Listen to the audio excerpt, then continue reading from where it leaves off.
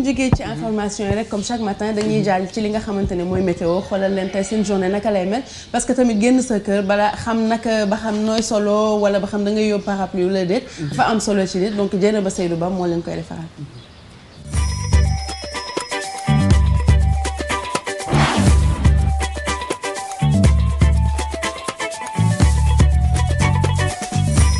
Bonjour à tous, bonjour aux filles qui sont sur le plateau de Yeewu Leen.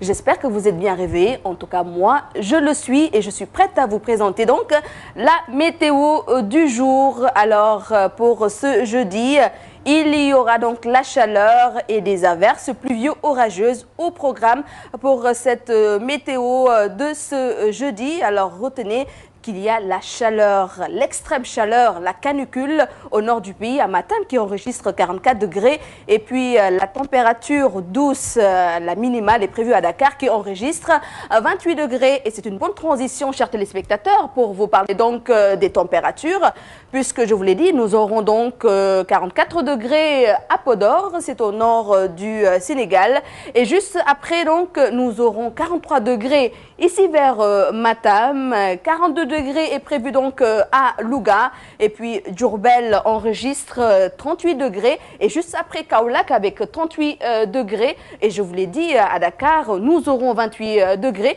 Par contre à Saint-Louis également la météo donc enregistre 28 degrés. Au sud du Sénégal, nous aurons donc des températures qui varient entre 37 et 36 degrés. 36 degrés ici à Kédougou, 36 degrés à Kolda et puis Ziguinchor qui enregistre 37 degrés. Après les températures, chers téléspectateurs, nous allons jeter un petit coup d'œil sur la carte du jour. Vous le voyez, la carte présente donc des foyers pluvio-orageux au sud-est du pays avec donc des pluies faibles à modérées qui sont prévues sur les régions de Tambacounda, de Kédougou et puis de Kolda. Par contre, sur la région de Ziguinchor, il y aura du soleil, mais également donc des passages nuageux. Ailleurs également, le soleil va être bien présent donc sur les régions donc de Saint-Louis, de Podor, de Matam, de Diourbel, de Kaolack, mais également de Dakar. Nous aurons également de quelques passages nuageux, mais le soleil sera bien présent et il y aura de la chaleur. Retenez que la marée est haute actuellement, elle est haute donc depuis 5h28. La prochaine marée haute est prévue à partir de 17h28, une marée basse prévue à 11h14, une deuxième marée basse à partir de 23h40. Et pour le roi soleil, son lever est prévu à partir de 6h40 et son coucher à partir de 19h40. kon mbokk téléspectateurs yi lu ñu mën a jàpp ci météo mooy tàngaay bi ba léegi mën ngay wéy ci Sénégal bi yëpp rawatina nag ci biir gànnaar gi Podor moo jël raw gàddu gi ak lu toll na ci ñeent fukki degré ak ñett Dakar moo gën a néew les températures ak ñaar fukki degré ak juróom-ñett waaye nag taw yi ba léegi nañu ne mi nga am kon ci bët saalumu dëkk bi ci benn ay diwaan Tambacounda Kédougou ak Kolda di leen gërëm bu baax ci déglu bi di nuyu ñëpp ba suba incha allah ci yeneen xibaar ñeel météo.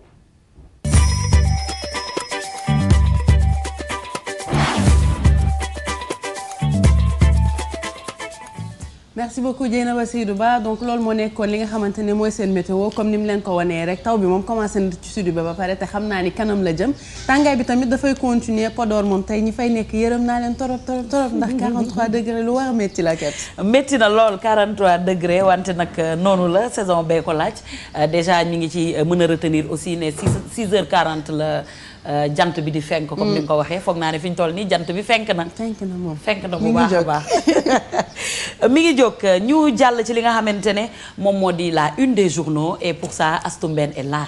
Voilà, la une des journaux, comme on dit, charité bien ordonnée, commence par soi-même. Démarrons par l'Observateur. À la une de l'Observateur, ou carrément dans le ventre de l'Observateur, l'interview de Abdoulaye Baldé. Il déclare: je n'ai pas peur de la DIC, j'assume tout ce que j'ai fait. Je ne suis pas riche, je n'ai que 2 maisons. J'ai beaucoup de respect pour Maître Wade, mais on peut me mettre sur mon dos tout le passif de l'ANOCI. Et puis Abou Tchoubalo dans la sous-rubrique de l'Observateur qui sort de sa réserve. Je ne crois pas avoir été marabouté. Le seul avec qui je me suis brouillé, c'est Nongolo. Restons toujours à la une de l'Observateur avec C'est insolite à Joal, c'est dans le bandeau de l'Observateur. En pleine nuit, une dame enceinte de 8 mois escalade un mur de 3 mètres pour commettre un vol, sûrement pour laisser son enfant en vie. On verra bien ce qu'elle va déclarer devant les enquêteurs. Plutôt, pas cher Tidiane. Ibrahima Kane, on enchaîne avec le quotidien du groupe Avenir Communication, rapport de la Banque mondiale sur les dépenses publiques du Sénégal. Le rapport révèle un scandale et on peut lire tout en rouge à la une du quotidien. Scandaleux, 54 milliards payés à 5100 agents fictifs chaque année. De 2000 à 2010, la dette passe de 350 milliards à 1750 milliards. Peut-être presque 4 fois ou 5 fois plus dans les secteurs de la santé, de l'enseignement élémentaire et moyen.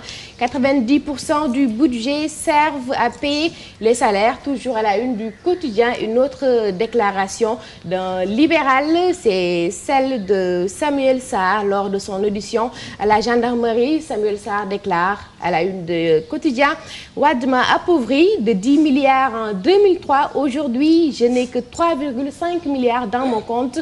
Et Samuel Sarr se dit pauvre. Sûrement, il y a des Sénégalais qui ont envie de se cogner la tête contre le mur. 350 milliards et il se dit pauvre. Mais bon, attendons de voir. On enchaîne avec le populaire, le quotidien du groupe Comset. À la une, on retrouve aussi paradoxe dans le secteur de l'énergie. Comment les subventions plutôt ont appauvri 80% des Sénégalais, 60% des subventions captées par les 20% les plus riches, selon la Banque mondiale.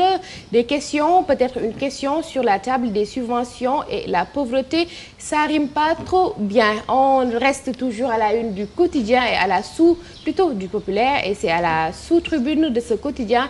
Auditionné sur ses biens, Abdoulaye Baldé parle, tout comme Awa Ndiaye aussi, est passé devant les enquêteurs. Conseil interministériel décentralisé, 250 milliards seront injectés à Kaolack et peut-être ce sera Kaolack ville propre bientôt.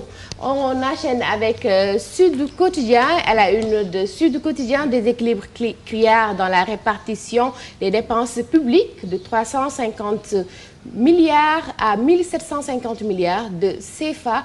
De 2000 à 2010, encore le Conseil interministériel décentralisé qui revient à l'oreille de Sud Quotidien, de 150 milliards pour couvrir les priorités régionales. Merci Ibou. On continue et cette fois-ci, on accueille le quotidien L'As qui nous parle de cette découverte macabre à Djamalaï. On peut retrouver cette information dans le bandeau de L'As. Un Nigérian battu à mort et éjecté d'un taxi par 2 individus.